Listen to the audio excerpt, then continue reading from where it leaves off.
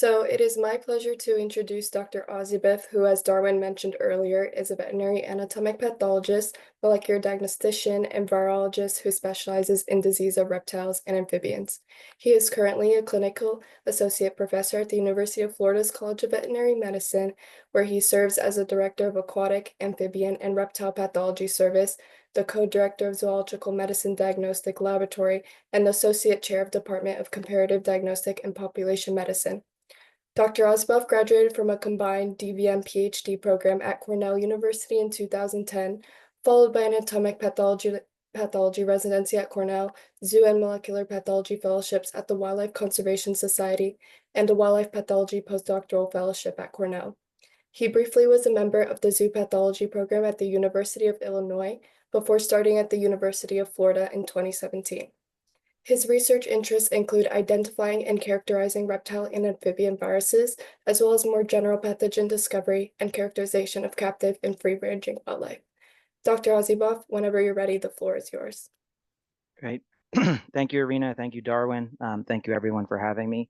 I'm excited to chat with you this afternoon. I don't often get to speak with younger audiences. Most of my lectures are given to either veterinarians or veterinary students, sometimes undergraduates, but not so often people who haven't yet, decided a little bit more about what they want to do. So this is exciting. Today, I'm going to talk to you about reptile disease, death, and declines. And how reptile diseases are impacting reptile populations. And this is a complex topic, so I'm going to introduce a couple of ideas. On this front page is kind of a little example of what I do for a lot of my research and diagnostic work. To the right of the screen, this is a, can you see my pointer? Okay. Yes? Okay, great. To the right of the screen, this is a cross-section through the head of a smooth green snake, an Ophiodries species, Ophiodries vernalis. And these are quite small snakes, and so we're kind of limited what we can do when we examine them by just looking at them. Their heads are narrower than your pinky. So sometimes when they pass away, we look primarily at them under the microscope. And this is a section through the head of this snake that actually has a tumor in the back of its mouth. And this is squamous cell carcinoma, a type of neoplasm that is growing in its mouth. And ultimately, we found that this tumor, which we found in a number of different snakes, was caused by a viral infection. And this was important because this was a colony of snakes that was being reproduced with the intention of releasing them back into the wild because their numbers are declining in the wild. And so there are many of these programs around the globe, and we need to be monitoring animals that are set for release to make sure they don't have disease that can affect wild reptiles. But we also have to worry about disease in our wild reptiles. So just kind of to give you a brief overview, Irina talked about my background. I have a long background of training, but essentially how it started was I knew that I wanted to be a veterinarian when I started college. And I wanted to help animals, but I didn't want to do that, from being a typical veterinarian, seeing dogs and cats in a vet hospital. I knew that I really enjoyed scientific research, and so I spent quite a bit of time studying viruses and trying to understand why viruses can change the dramatic disease that they cause. Sometimes viruses can shift in their ability to cause disease. And then it was about this time that I recognized that I really wanted to combine my training and skills to improve reptile health and our understanding of reptile disease. And since we know so little about reptile diseases, I wanted to be able to recognize diseases under the microscope, even if we didn't know what was causing them, so that then I could then use that material to identify these new diseases and better understand them. And in part of doing that, I did a lot of molecular diagnostics. So I developed tests that we could screen reptiles, both captive and wild reptiles. This is a picture actually taken in Myanmar, where we were surveying Burmese star tortoises that were set for reintroduction to the wild because they were almost functionally extinct in the wild. And this is one of the few successful reintroduction projects for tortoises that has reestablished wild populations. And again, so everything I do is really, focused on helping wildlife health with a focus particularly on reptile and amphibian species. And why is that important? So reptile populations globally are decreasing. There are two large-scale studies, one in the early 2000 teens and one just a couple of years old, that show at minimum 20% of reptile species are threatened with extinction across the globe, and we don't have enough data for another 20%.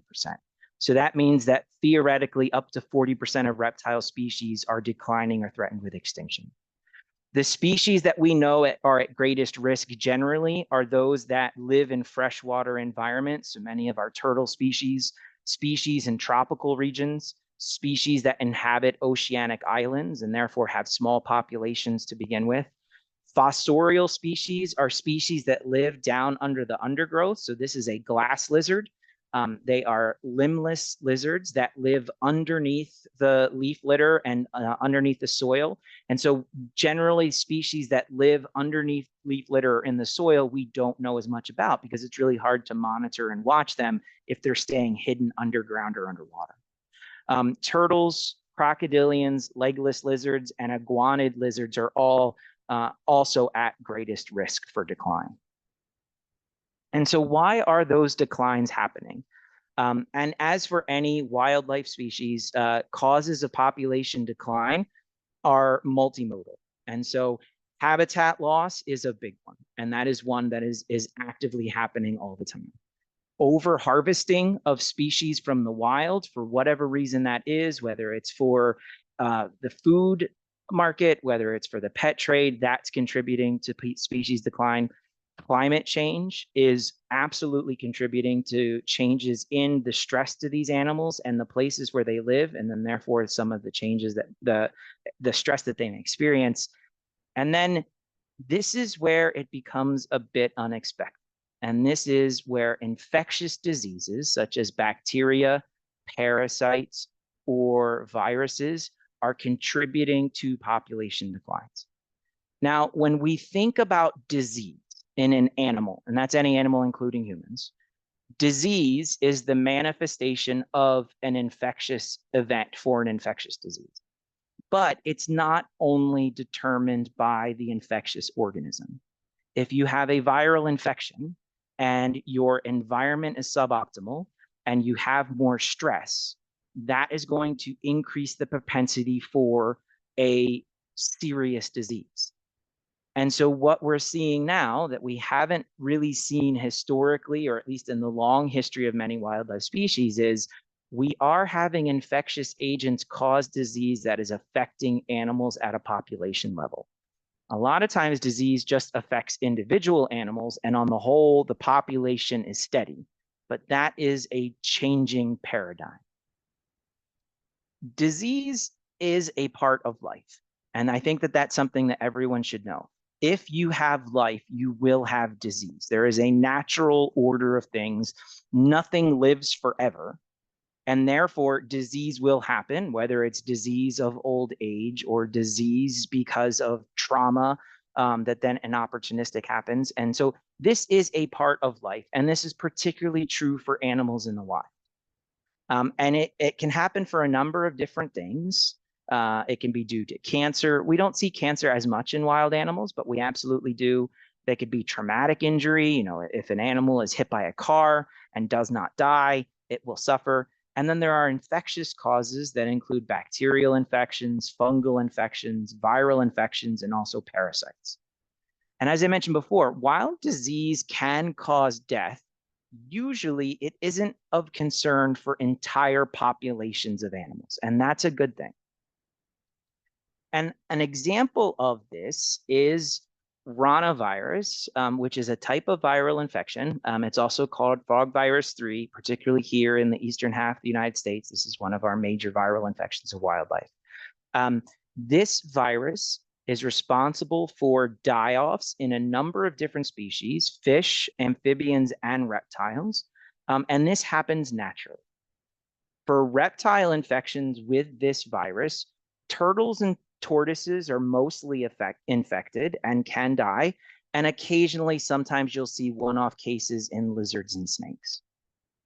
Now, I am a pathologist. And what that means is that I spend a lot of my time doing necropsies, which are animal autopsies, which means that I spend a lot of my time looking at animals that have died, looking at tissues, and that includes blood, and that includes things that you might not normally see when you think of an animal. So there are going to be pictures in this presentation that some of you might be a little caught off guard by. So I want to let you know that there's nothing gory, but if you haven't looked at necropsy pictures before, I'm going to be showing you some of them. And this is going to be the first one. So if you find yourself sensitive to these pictures, I will try and give a warning before I show one, and then you can just avert your eyes for a minute. So this is the mouth of a gopher tortoise. And what we've done is we have cut away the skin along the mandible and reflected the tongue, the opening to the trachea, and the esophagus. And that this should all be a nice light pink tan color like it is there. But this animal has areas of hemorrhage and necrosis, death of tissue, scattered throughout its mouth.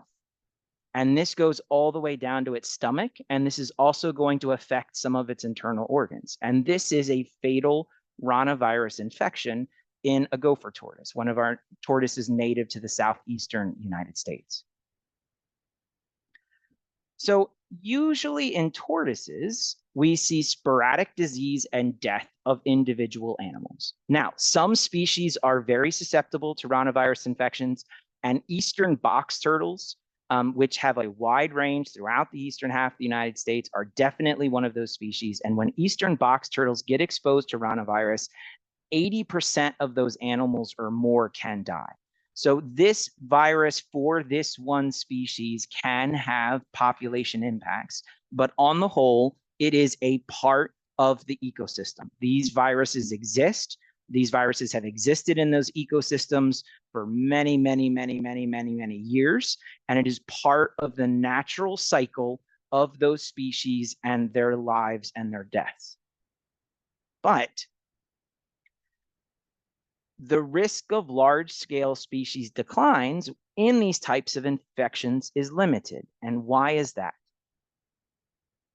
That is because there is a coevolution of a host and an infectious disease. So this is a ranavirus particle, and here we have a box turtle. These two species, a species of virus and a species of turtle, have been co-evolving with each other for millennia.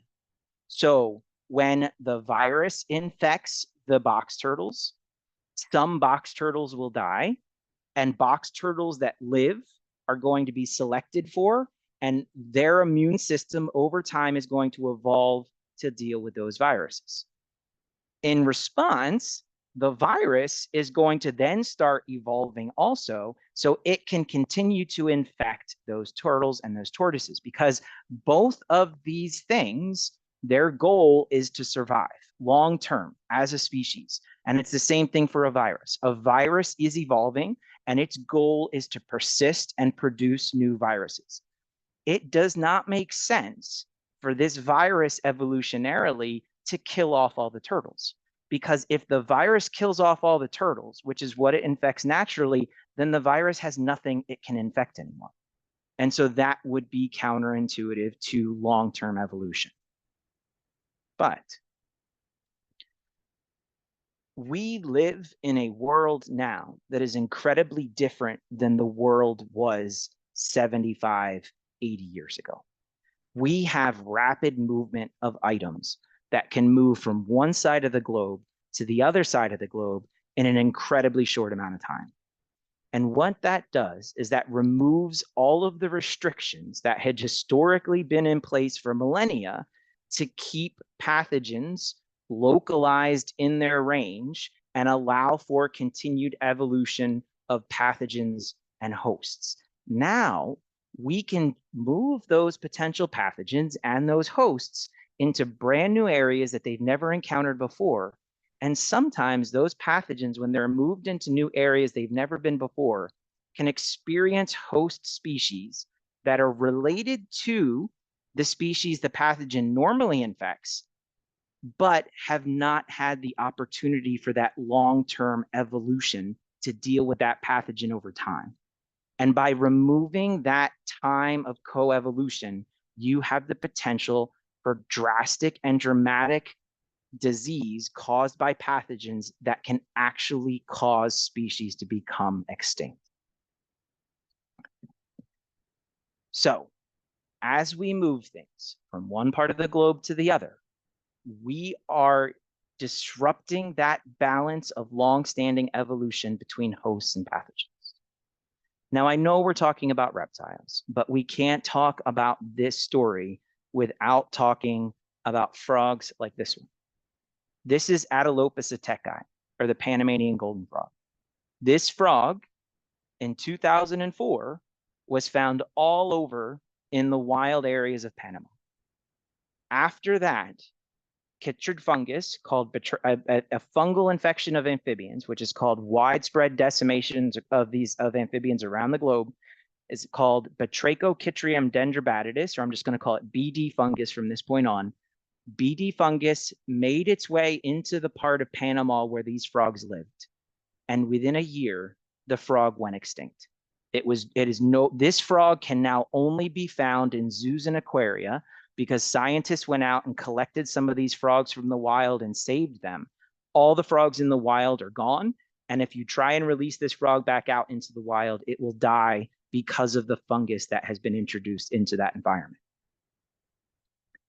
This was something that, so when I started college, you guys are going to be thinking about college in the next few years. When I started college, this was told to me would never happen. An infectious disease would never drive a host to extinction. And so that's how quickly that this has changed. The dogma of this has changed in the last 15 to 20 years because it's representing a dramatic shift in what we know about infectious diseases and wildlife. So I'm going to talk to you about a few examples of showing this that haven't thankfully gotten to the point of causing animals to become extinct maybe, but things that are showing how this can be problematic on a large scale. So the first disease I'm going to talk to you about is lizard enterococcus. So wild brown anoles in a part of Florida. So these are anoles that should not technically be in the state of Florida. They are invasive species. They were established from Cuba and the Caribbean islands about 100 years ago, and they've made their way through the state. But there were anoles in a part of Florida where people were noticing that they had these weird, unique swellings on them that they had not seen before, and that these animals were losing a lot of body weight and that they were dying. So I got some of these animals. I was able to do necropsies on them.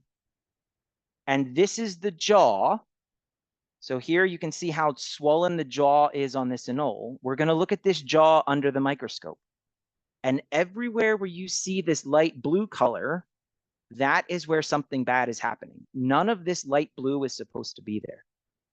And when we look at it under higher magnification, these tiny little blue dots surrounded by this pale blue stuff that's surrounding them, these are all individual bacteria. This is an Enterococcus bacteria. And one of the scary things is if you have a bacterial infection, you should have lots of inflammatory cells in the tissue to respond to the bacterial infection. That's why if you have a bacterial infection, sometimes pus will form. That is the response of those inflammatory cells. There's no inflammatory cells here. The bacteria evades the immune system of the lizard and replicates without inciting an inflammatory response. Now, when I saw this under the microscope, I knew what this was, and it wasn't supposed to be in Florida. Because a few years earlier, there is a small island that is a territory of Australia just south of Indonesia called Christmas Island. And Christmas Island is a very small island, but had a number of native and invasive reptile species driven to extinction in a very short amount of time because of this exact same bacteria. And this bacteria has now only been described in 2 places in the entire globe, Christmas Island and the west coast of Florida. We don't know how it got there. We don't know what it brought it. And we know that in Christmas Island, it killed both invasive and native species to the point of extinction. And we now also know that we first reported on that bacteria in Florida a couple of years ago. We now know that that bacteria is spreading in the state of Florida. We know it's infecting other lizards, and it even infected someone's pet lizard that was kept outside part of the time and then got this. And this bacteria does not respond well to treatment with antimicrobials or any antibiotics. So that is concerning because this could be a big deal for the lizards in Florida.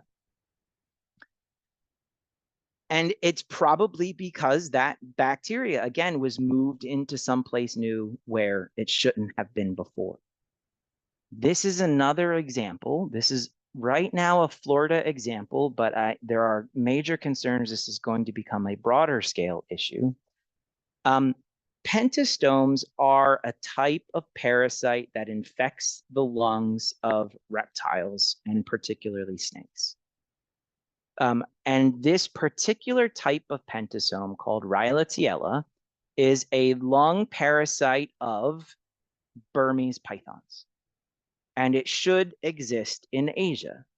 But many of you have probably heard about the issues with Burmese pythons becoming established in Florida. And this is an important example where when we think about invasive species and in species, particularly animal species that become established, we need to think beyond just what the animal itself can do to the environment and other animals. We need to think about what infectious diseases those animals might have that could also be a challenge. Because Burmese python Rhyolithiella, this pentastome, spilled over from the Burmese pythons in South Florida into parts of the rest of Florida. And not only into pythons, but into our native snakes. This is an endoscopy video. So what we are looking at, there is a thin tube with a camera on it, and it is inserted into the lung of the snake.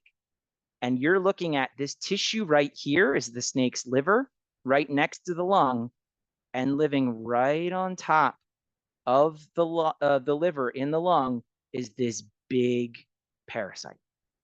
And that parasite's not supposed to be there. And unfortunately, we don't have any medicines to kill those parasites. The only way to remove those parasites from snakes is to go in with an instrument and remove them with a pair of forceps or a pair of pliers, essentially. But you can't do that for every wild animal. So how do we deal with this in wild animals? So I'm going to show another one of those pictures. This is a pygmy rattlesnake, which is a small viper species native to middle of Florida. And this is its lung opened up. Here is its heart, here's its liver, here's its lung, and its lung is filled with those Rhyolithiella parasites. And do you see how there's a black line on each of those parasites? That's because each of those parasites lives off of the blood of the snake that it's infecting. So where you see black is broken down blood from the snake. Pygmy rattlesnakes are only 1.5 to 2 feet long, and you've got these big worms in it that were meant to infect a giant Burmese python, and they're eating all the blood of these much smaller snakes. And the concern is that initially, when these parasites were first found, they were only present in the southern part of Florida where the Burmese pythons can inhabit. So Burmese pythons can't really move above this level in Florida because of temperature. They can't survive the winters. But everywhere that you see a colored county is now where we've identified these parasites. So the parasites are spreading in the state outside of the Burmese pythons in native species, infecting them and causing disease and potentially population declines. Now, parasites can have simple life cycles or complicated life cycles. In simple life cycles, parasites can spread easily. But when a parasite has a complicated life cycle, That means it needs to infect different animals before it can reproduce and spread. Usually we can assume that those parasites don't spread as easily as one that has a simple life cycle. Unfortunately, though, this parasite is making use of species native to Florida, including frogs and lizards, to complete its life cycle. So this parasite is now established in the United States. This parasite was not present in the United States before 1992, and now it's here, and now there's probably nothing we can do to get rid of it, and it's affecting our wild populations of reptiles. And this is concerning, again, more than just for Florida, because we've identified this same parasite now in a snake that was kept as a pet in Michigan. So it's moving across the US. And those brown anoles that I talked to you about with the lizard Enterococcus, they're also collected in Florida and shipped around the United States, either as pets or for food for other animals. And so this is another way where the potential of this organism to spread is quite high. And this could have large scale implications for the health of reptiles in the United States. And we're just at the very beginning of understanding how important this is. Okay, and then now I want to talk to you about a disease that some of you may have heard of. It's a really important disease. And the disease is called snake fungal disease. And snake fungal disease is, as its name suggests, a fungal infection of snakes. And it's caused by a particular species of fungus that I have spelled out here. It's got a long, complicated name, but it is a very, very important emerging disease. That means that it's a new disease to the best of our knowledge, and it's spreading. Now, this disease was first described in rattlesnakes in the US in 2008. So that was the first time that this thing was ever recognized as a problem. Now, since then, people have gone back and looked at specimens that are housed in museums, and we know that it's been in the US probably since about 1940, but just wasn't documented and not on a grand enough scale that people were noticing. Now, what does snake fungal disease do?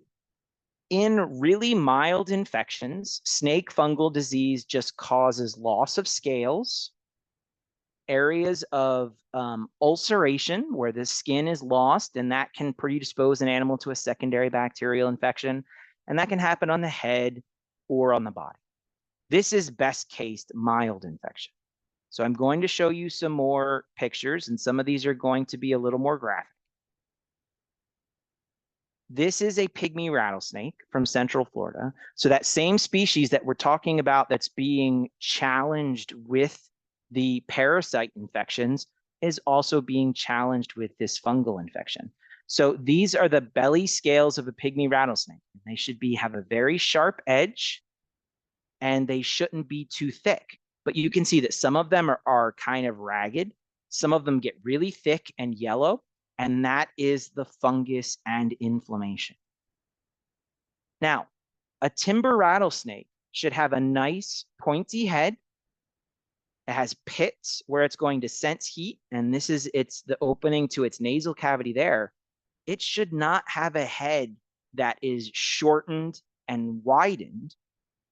And this is because that fungal infection has gotten so severe on the head of this snake that it's affecting its eye, it's affecting its nose, it's affecting its pit, and this snake cannot feed appropriately. This is a snake that died because of this infection. This is a Florida king snake. This is what a healthy Florida king snake should look like. Look at this poor snake. Its face is completely altered in its shape, and that's because of the long-term inflammation associated with the fungus. And parts of its skin are so thick and peeling off that you can see looks nothing like what this snake is supposed to look like. And this is how the fungus has been quote unquote spreading. And the reason I say quote unquote is Whenever a disease is first detected, so the first detections of this disease were in timber rattlesnakes in New Hampshire and eastern Massasauga rattlesnakes in Illinois.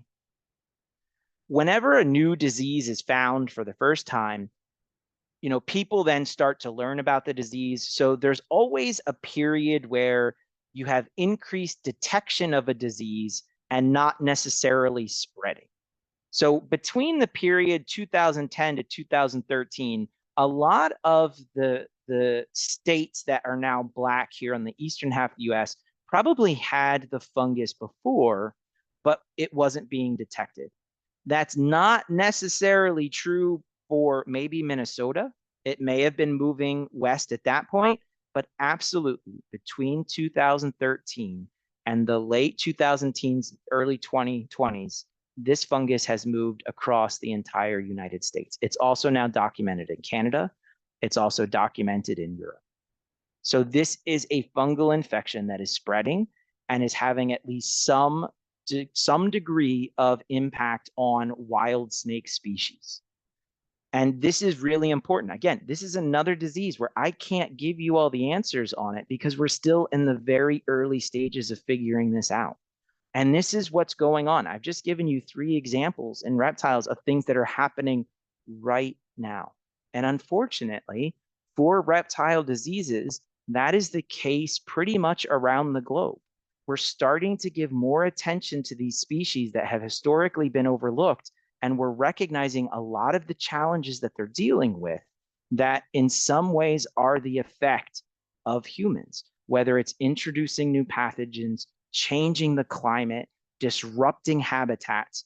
All of these effects are having an impact on these amazing wild species.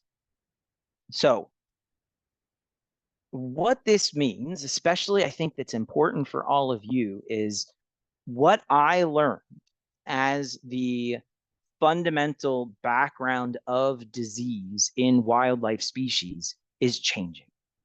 We no longer have the safety of saying that an infectious disease would be very unlikely to drive its host to extinction. Instead, we have seen infectious diseases drive multiple hosts in multiple parts of the world to extinction in just the last 20 years.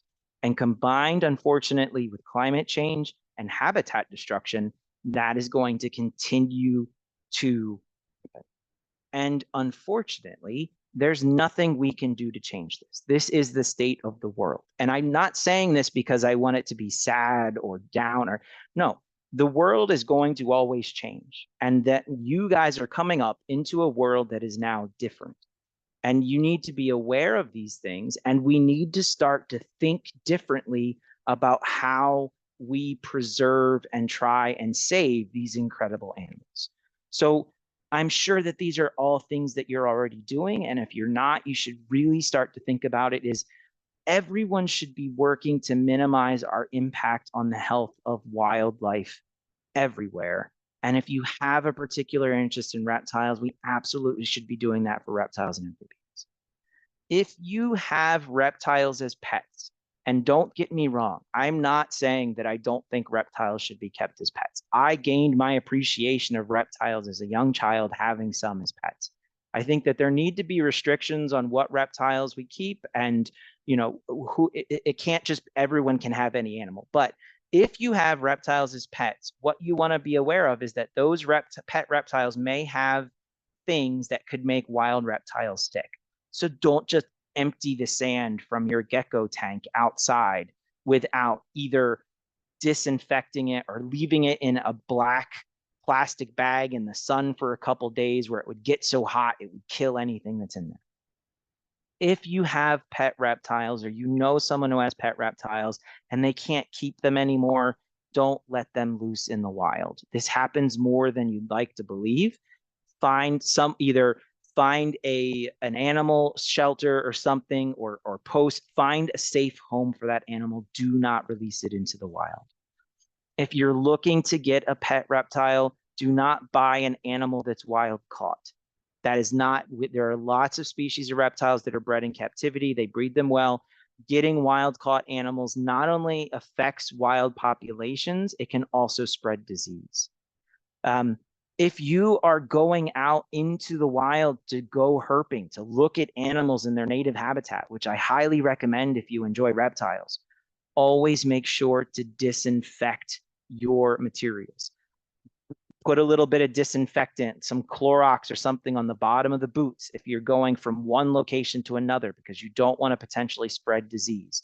If you have a snake hook and you're going from one place to another, disinfect the snake hook. Keep everything clean. Remember that when you're interacting with these animals, you're potentially moving around diseases. And just always do everything you can to support the health of the environment. We all need to be doing this as much as possible because unfortunately our environment is suffering at the hands of many people, and we need more and more people to be there to be defenders of wildlife and defenders of the environment.